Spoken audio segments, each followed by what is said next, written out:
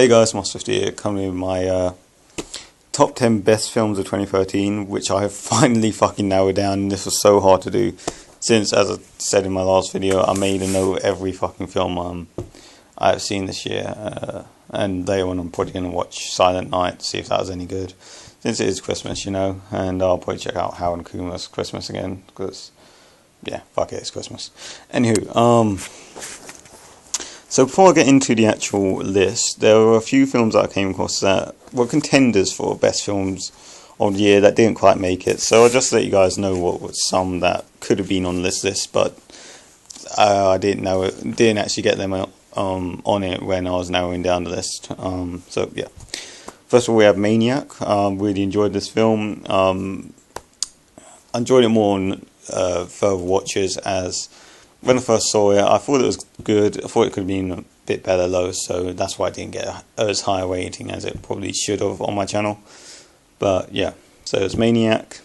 Stitches, fucking love Stitches. That's fucking hilarious. One of the best horror comedies I've seen this year. Possibly the best. American Mary, great film. Great horror film. Yeah, a couple girls who are pretty much almost as sick-minded as I am. Not quite, but yeah. Then we have Tower Block. Surprisingly good film. That surprised me. I did not expect that to be any good at all, and it was actually surprisingly pretty good. Vile, that was fun. I love that film. It gave me such good memories. It brought back such great memories of Saw. So yeah. Where was I? Oh yeah, Rapturepalooza. This was so close to being on my list, you know. I still think it probably should be on my top list, but I don't know, I just didn't get around to it. I loved it though. I love Rapturepalooza. It's probably it's one of the best comedy apocalypse films I've seen. The Carrie remake, again a big surprise. I loved this film. I was not a massive fan of the original, but watching that, I loved it. Alan Partridge, Alpha Papa, again, did not expect anything from this, ended up loving it. Yeah. Spring Breakers, from the trailer I expect this to be pretty bad, to be honest with you guys. But I saw it and I loved it. I thought it was a great film. I really enjoyed it. So, yeah. Community. Now, this film was a complete blind buy. I did not even know what this was about. It looked like it was a Hills of Ice ripoff. It looked like it was going to be the biggest piece of horse shit ever. Turned out it was great. It's got Gemma Dallinger, I believe her name is, from My Spin Your Grave 2.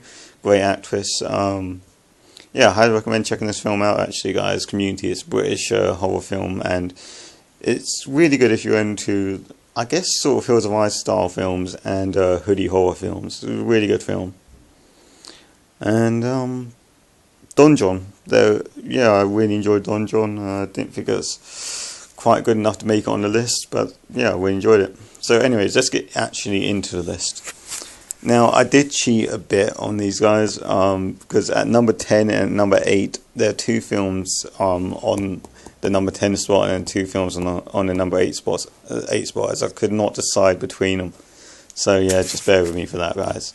Anyways, at number 10, maybe a surprise for those of you that are not common views on my channel. But yeah, at number 10, two films that a lot of people really fucking hated, but I loved. I actually loved them. Found them hilarious, so there's a clue, they're comedies, and yeah, that's what they're great. So number 10, it's a joint place between The Internship and Movie 43. So yeah. I'm probably going to be the only guy you see with Movie 43 on the top 10 best films of this year. So, yeah. Number 9, Weird and Miller's. Great film. Found it hilarious. And, yeah, I really loved it. The storyline let it down, which is why it's not high on this. Same with The Internship. And Movie 43 was... It wasn't quite good enough to make it high on the list, but it was good enough to be on the list. So, yeah. Number 8, Conjuring and Insidious 2. I can't choose between the two. They're both great. Probably among the best horror films I've seen this year. There's some more that I seen this year that I really liked, but they're up there. Number 7, Kick-Ass 2. Really enjoyed this film. Not quite as good as the first film. I didn't like how Hit Girl was barely in it as Hit Girl. That was kind of annoying, but apart from that, I really liked it. Number 6, Two Guns. Loved the film. It was great. I don't know really what else to say about it. I found Two Guns hilarious. Number 5, Compliance. Lesson of Michael Bay. That's how you make a fucking true story work. You put fucking emotion and drama into it. You don't just make it a sick fucking comedy where you're trying to get people to root for the bad guys. Yeah, but anywho, so yeah, number 5 is Compliance. Number 4, we got Anchorman 2. Did not expect Anchorman 2 to be on this. I'm not a fan of the first one. Found it very average. But the second one was great, and the only thing that really elevated it to be on the number 4 spot was the amount of cameos towards the end of the film. That was fucking hilarious. Yeah, the scene towards the end with all the cameos was just, it is fucking amazing. That's what made it number 4 for me.